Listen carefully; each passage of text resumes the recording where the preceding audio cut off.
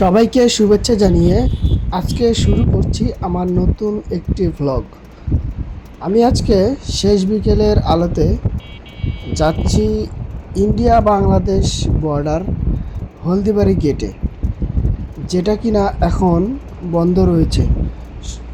আমাদের দেশে সরকার পতনের পর এই রুটটি চলাচল সম্পূর্ণ এখন নিষিদ্ধ এবং দুই দেশের মধ্যে যে ট্রেন চলাচল করত সেই ট্রেন চলাচল এখন বন্ধ রয়েছে। তো আমরা সেই স্থানে যাচ্ছি। আমরা অটো একটি রিজার্ভ করে নিয়েছি। রিজার্ভ করে আমরা সবাই মিলে যাচ্ছি। দেখতে দেখতে চলে আসলাম হলদিবাড়ি গেট। ইন্ডিয়া ওই পাশে আর এই পাশে আমাদের বাংলাদেশ। তো এই যে হলদিবাড়ি গেট দেখা যাচ্ছে। আরও কাছাকাছি যাব এবং আপনাদেরকে দেখাবো খুব কাছ থেকে।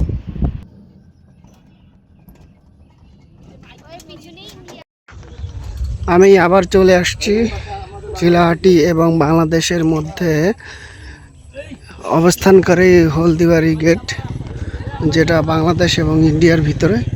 এই যে আমাদের আইকনিক একটা গেট বানাইছিল, যেটা ইন্ডিয়ার ট্রেন এদিক দিয়ে যাবে, যার কারণে একটা গেটও এখানে প্রতিস্থাপন করা হয়েছে, যেটা বাংলাদেশের আদলে মানে বাংলাদেশের পতাকার তৈরি গেট।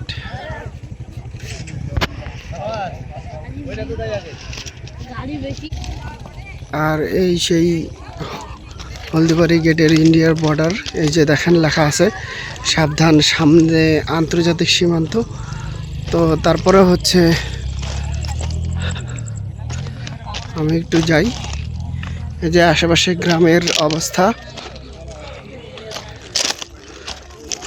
আর এখানে বিস্তারিত সম্পর্কে আমার একটা চ্যানেলে ভিডিও দেওয়া আছে, যেটা হচ্ছে আমি আপলোড করছি, চাইলে দেখতে পারেন। আর এখানে একটা জিনিস দেখাই, দেখেন এইখানে রং করা আছে, এটা কিন্তু বাংলাদেশের রেললাইনের পাথর কালো।